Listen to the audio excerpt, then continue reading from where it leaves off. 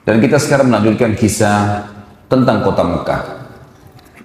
Ismail alaihissalam tumbuh besar di Mekah dan bergaul dengan suku Jurhum. Tadi yang saya bilang suku Jurhum adalah suku Arab yang keluar dari Yaman dan akhirnya membentuk komunitas di Mekah. Suku Jurhum ini, saudaraku seiman, berbahasa Arab. Maka secara otomatis Ismail alaihissalam juga menggunakan bahasa Arab. Sampai akhirnya Ismail dewasa, meranjak umur menikah, maka menikahlah Ismail alaihissalam dengan anak kepala suku Jurhum. Dan karena bahasa Arabnya Ismail alaihissalam dan menikahnya dengan anak kepala suku Jurhum, keluarlah tadi istilah yang saya bahasakan, istilah Arab musta'ribah. Orang-orang Arab yang terarabkan. Berjalan waktu, tentu saya ringkaskan karena ceritanya panjang. Ibrahim alaihissalam mendapat perintah dari Sang Pencipta Allah untuk mengunjungi Mekah.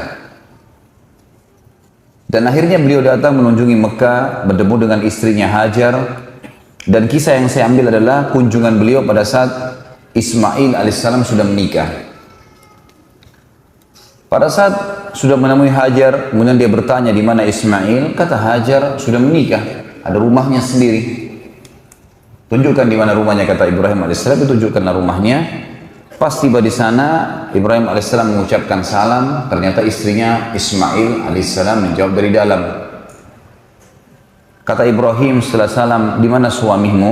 Kata istrinya, lagi berburu. Dan Ismail alaihissalam sangat gemar berburu.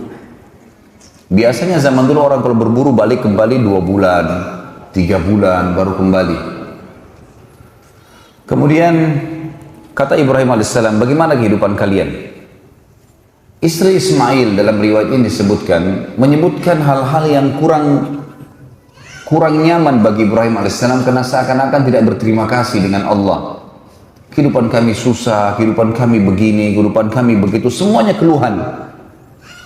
Setelah mendengar itu kata Ibrahim alaihissalam, kalau suamimu pulang, sampaikan ada seseorang yang datang bernama Ibrahim. Dan pada saat itu disebutkan dalam riwayat kalau istri Ismail belum tahu. Nah, Ibrahim alaihissalam hidup di Palestina. Dan sampaikan padanya pesan agar dia mengganti tiang pintu rumahnya.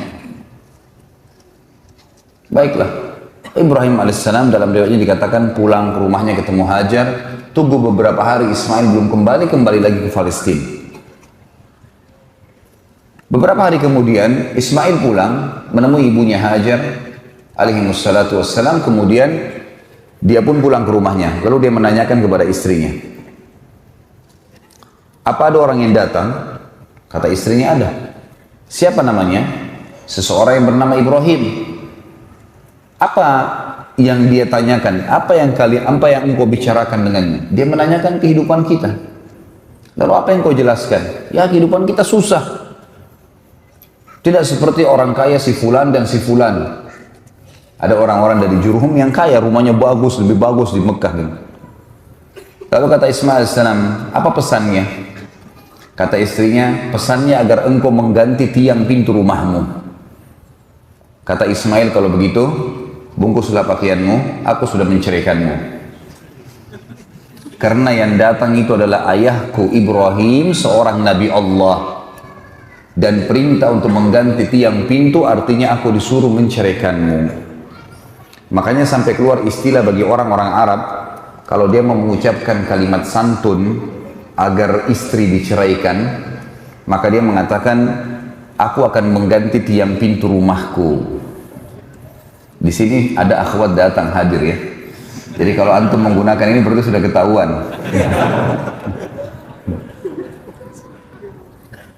Beberapa waktu kemudian dalam riwayat lagi yang lain disebutkan Ibrahim alaihissalam datang lagi.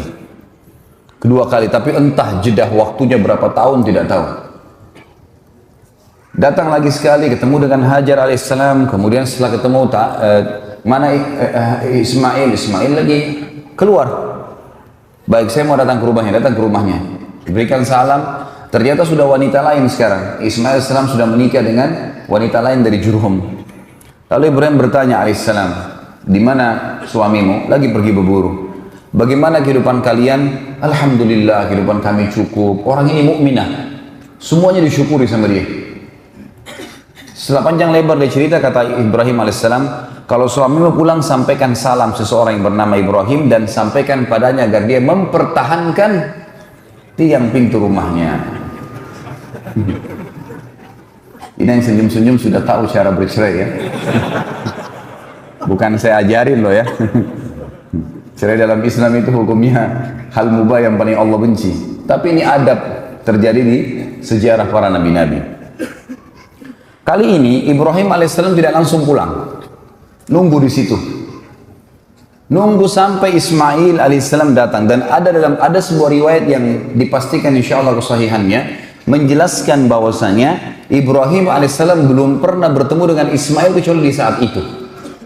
Jadi belum pernah ketemu sebelumnya.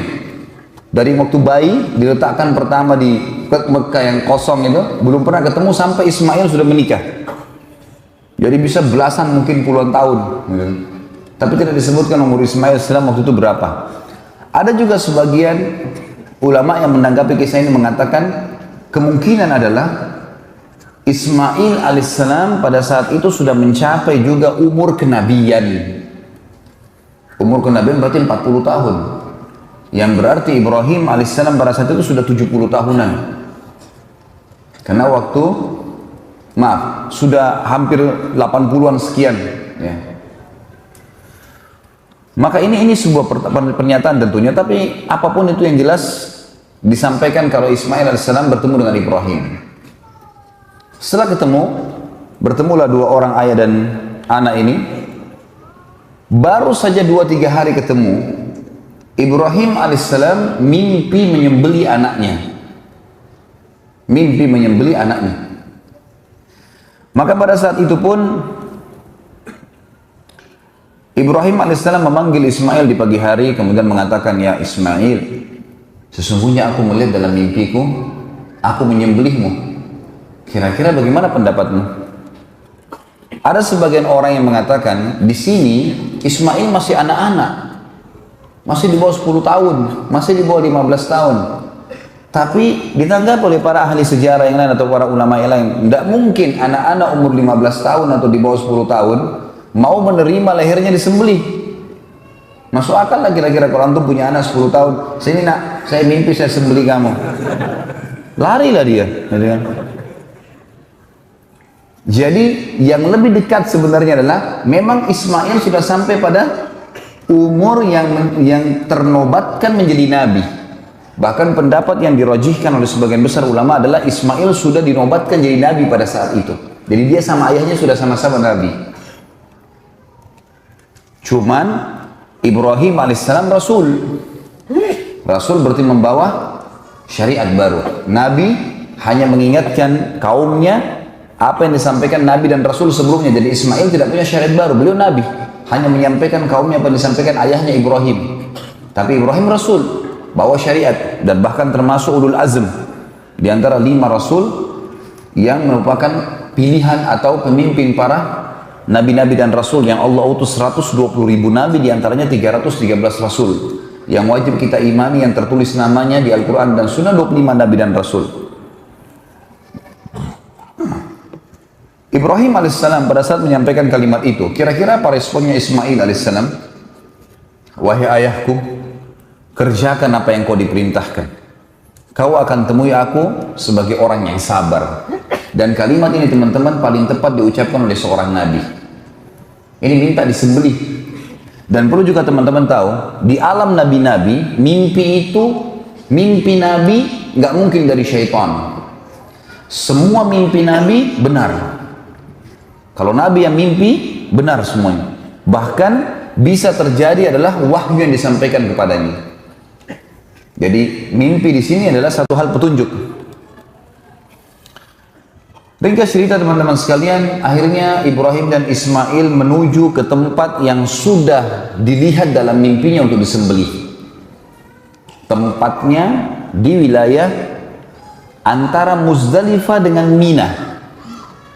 Antara Muzdalifah dengan Mina. Tapi sekarang kalau saya melihat dia tepatnya masih masuk wilayah Muzdalifah. Masuk wilayah Muzdalifah. Kerajaan Saudi meletakkan seperti batu kecil itu untuk mengenang kalau di situ dulu tempatnya Ismail mau disembelih. Kalau sekarang pas ada di bawah, ada gunung di bawah rel kereta yang dibuat oleh kerajaan Saudi untuk perjalanan jemaah haji. Biasanya kalau orang turun Siti Mekah ditunjukin tuh. Menuju ke sana teman-teman sekalian, sementara menuju ke sana, syaitan datang menggoda Ibrahim alaihissalam. Lalu membisikkan padanya, untuk apa kau mengganggu, untuk apa kamu menyembelih anakmu, kesian, dia masih kecil, dan seterusnya. Oleh Ibrahim alaihissalam diambil batu, kerikil kecil, dilempari sambil membaca Bismillahi Allahu Akbar. Bismillahi Allahu Akbar 7 kali. Dilempar, syaitannya pergi. Berjalan sedikit, kurang lebih 10-20 meter, datang lagi syaitan yang sama menggoda. Ibrahim alaihissalam melempar lagi dengan kerikil kecil 7 Bismillahi Allahu Akbar. Hilang lagi syaitannya. Sampai yang ketiga kali, batu yang 7 kali yang ketiga dilempar dengan Bismillahi Allahu Akbar, barulah syaitannya hilang. Lalu Ibrahim alaihissalam meletakkan Ismail di atas sebuah batu di sebuah bukit kecil tadi. Setelah diletakkan, dan Allah Azza wa Jalla, Allah yang maha tinggi dan maha mulia, telah menceritakan kepada kita dalam Al-Quran yang akan saya bacakan nanti ayatnya, bagaimana pada saat itu Ismail dan Ibrahim dibiarkan oleh Allah yang maha tinggi dan maha pemurah, diuji keikhlasannya, dibiarkan melakukan sampai titik terakhir.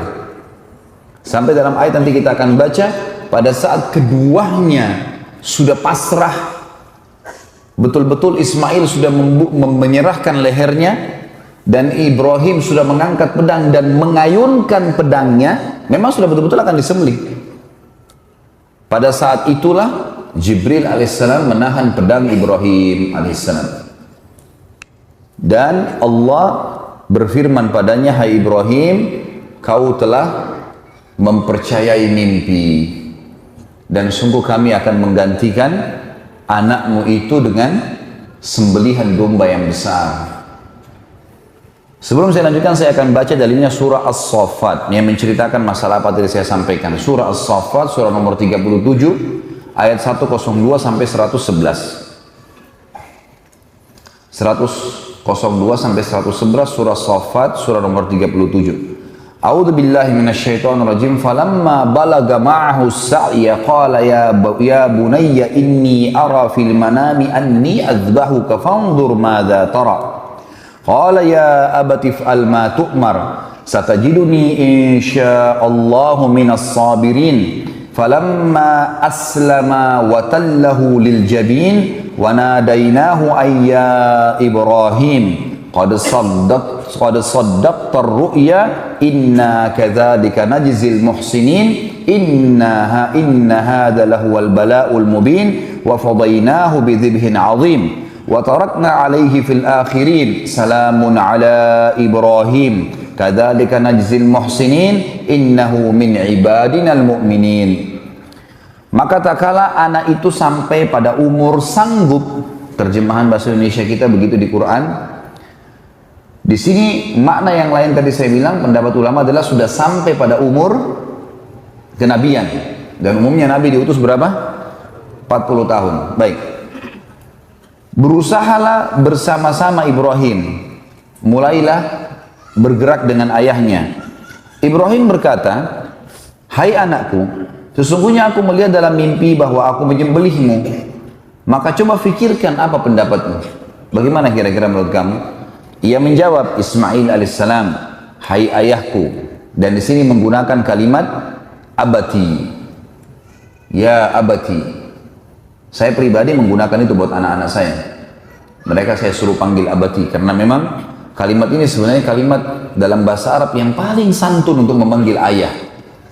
Artinya itu apa? Ayahku sayang. Kan kita banyak Indonesia abi, ya, atau yang lainnya. Boleh-boleh saja. Ada yang memanggil abu, ya, ada yang memanggil aba, dan seterusnya. Itu semua adalah hal-hal yang tidak ada masalah, mubah. Tetapi di sini di Al-Quran disebutkan, ya abatif al-ma tu'mar. wahai abati, wahai ayahku yang tercinta, kerjakanlah apa yang sedang engkau diperintahkan. Insya Allah engkau akan mendapatiku termasuk orang-orang yang sabar. Nggak ada anak 10 tahun bisa ngomong ini. Tak kala keduanya telah berserah diri dan Ibrahim membaringkan anaknya atas pelipisnya, nyatalah kesabaran keduanya. Tadi saya bilang, waktu Ibrahim alaihissalam sudah letakkan Ismail, Ismail sudah tutup matanya, sudah pasrahkan lehernya, Ibrahim alaihissalam sudah mengangkat pedang dan diayunkan, udah dua-duanya pasrah. Ini makna daripada tafsir falamma aslama, pada saat keduanya sudah menyerahkan diri, udah pasrah, watallahu lil jabin, sudah diletakkan di batu, sudah diangkat lehernya, pedangnya sudah diarahkan, wa nadainahu ayya Ibrahim, pada saat itulah kami panggil dia, maksudnya Jibril alaihissalam memanggilnya. Tadi riwayat menjelaskan pedang Ibrahim dipegang oleh Jibril alaihissalam, ditahan, kemudian dikatakan, hai Ibrahim, sesungguhnya kamu telah membenarkan mimpi itu, sesungguhnya demikianlah kami memberi balasan kepada orang-orang yang berbuat baik. Ya. Ini benar-benar suatu ujian yang nyata, dan kami tebus anak itu Ismail dengan seekor sembelihan yang besar. Kami abaikan atau kami abadikan untuk Ibrahim pujian yang baik di kalangan orang-orang yang datang kemudian. Dan makna daripada kami abadikan untuk Ibrahim pujian yang baik di kalangan orang-orang yang datang kemudian, apa yang dimaksud teman-teman sekalian? Perilaku Ibrahim alaihissalam akan menyembelih anaknya karena Allah, dan Allah ganti ketulusan itu dengan domba, jadilah sebuah hukum kurban. Dan yang kita tahu tiap tahun kita rayakan Idul Adha, Idul Kurban. Dan kata ulama, selama ada orang yang berkurban untuk Allah, maka Ibrahim dan Ismail alaihi wassalam panen pahalanya. Hampir sama dengan kasus tadi Hajar, bagaimana panen pahala. Nah di sini Ibrahim alaihissalam dan Ismail dapat pahalanya. Ini yang dimaksud ada pujian. Ya. Allah mengatakan, dan kami abadikan untuk Ibrahim pujian yang baik. Maksudnya karena perbuatannya itu dikenang, dijadikan syariat, dan dia akan panen pahalanya. Dan setiap orang sembelih di Idul Adha, orang ingat kisahnya Ibrahim dan Ismail alaihi wassalam. Juga masuk dalam masalah ini adalah pujian yang baik. Kalau Ibrahim alaihissalam adalah seseorang dengan keimanannya sangat yakin dan percaya dengan janji Allah, tidak ada keraguan sedikit pun, dan ini contoh keikhlasan dalam beramal. Ini juga berarti pujian. Setiap kali orang-orang yang beriman atau para dai mubalik yang faham tentang kisah ini, maka mereka akan mengangkat kisah Ibrahim alaihissalam bagaimana tentang keyakinannya kepada Sang Pencipta Allah. Ini juga termasuk pujian yang baik. Masuk dalam pujian yang baik teman-teman sekalian adalah perilaku Ibrahim alaihissalam pada saat melempar syaitan 3 kali. Ada hukum dalam haji jumrah, melontar di 3 titik yang biasa kita kenal dengan jumrah sughra, jumrah usta, dan jumrah aqabah atau kubra. Semua jemaah haji diharuskan teman-teman sekalian, diwajibkan untuk jumrah, melontar 7 batu kecil di 3 titik yang Ibrahim alaihissalam melempar, dan menjadi sebuah bagian daripada ibadah. Kata ulama, setiap orang melempar batu jumrah, satunya 1 pahala buat Ibrahim alaihissalam. Sementara semua jemaah haji melempar minimal 21. 7 minimal. Di hari pertama, tanggal 10 Zulhijjah hari Idul Adha, mereka melontar jumrah kubra atau aqabah. 7 kali, 7 batu. Berapa jumlah jemaah haji? Jemaah haji rata-rata 3 juta. Kalau 3 juta kali 7, gitu kan? Itu bisa 21 juta pahala ini. Hari ke-11, tanggal 11, 12, 13 yang dikenal dengan hari tasyrik, jemaah haji melempar kecil sedang besar 21 batu dikali 3 juta orang. Itu sudah luar biasa pahala, berjuta-juta pahala didapatkan. Seperti itulah. Dan ini masuk dalam makna terjemahan atau tafsir dari firman Allah ayat 108 tadi, dan kami abadikan buat Ibrahim pujian yang baik di kalangan orang-orang yang datang kemudian.